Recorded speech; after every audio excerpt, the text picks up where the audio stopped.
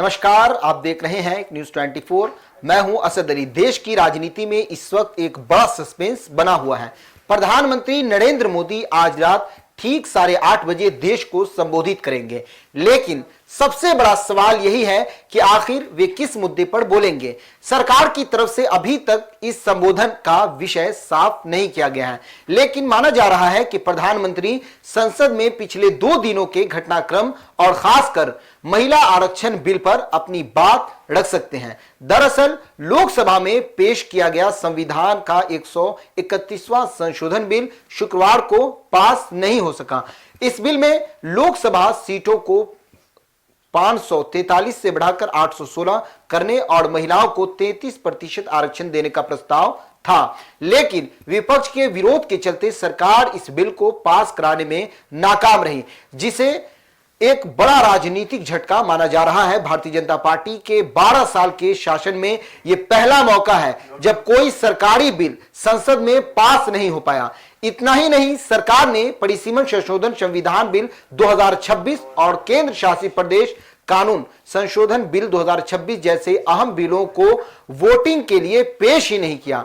इस पर संसदीय कार्य मंत्री किरण रिजिजू ने सफाई देते हुए ये दोनों बिल मुख्य बिल से जोड़े हुए हैं, इसीलिए इन पर अलग से वोटिंग की जरूरत नहीं थी। इस पूरे घटनाक्रम का सबसे बड़ा असर महिला आरक्षण पर पड़ा है। अब लगभग साफ हो गया है कि महिलाओं को 33% आरक्षण 2029 के लोकसभा चुनाव तक नहीं मिल पाएगा, क्योंकि इसके लागू होने से पहले ही नई जनगणना और परिसीमन जरूरी है। यानी अब इसका वास्तविक तस्वीर 2034 के बाद ही सामने आ सकती है।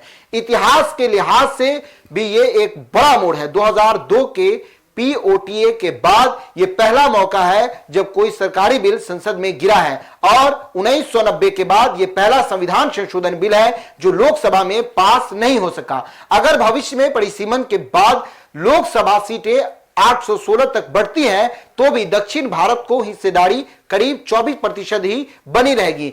यानी सीटें बढ़ेगी, लेकिन राजनीतिक संतुलन में बड़ा बदलाव नहीं दिखेगा। अब सबसे बड़ा सवाल यह है कि इसका असर चुनाव पर क्या पड़ेगा। उत्तर प्रदेश जैसे बड़े राज्यों में महिला वोटर चुनावी नतीजों को प्रभावित करने की ताकत रखती हैं। अगर यह बिल पास हो जाता है तो भारतीय जनता पार्टी इसे महिला सशक्तिकरण के बड़े एजेंडे के रूप में पेश कर सकती है, लेकिन अब बिल के अटकने से विपक्ष को यह कहने का मौका मिल गया है कि सरकार वादे तो करती है लेकिन उन्हें लागू नहीं कर पाती। यह नैरेटिव खासकर ग्रामीण और पिछड़े इलाकों की महिला वोटरों के बीच असर डाल सकता है, जहां प्रतिनिधित्व का मुद्दा तेजी से उभर रहा है। पश्चिम बंगाल में स्थिति थोड़ी अलग है। यहां ममता बनर्जी की राजनीति पहले से ही महिला वोटरों के इर्द गिर्द केंद्रित रही है और उनकी कई योजनाएं सीधे महिलाओं को प्रभावित करती हैं।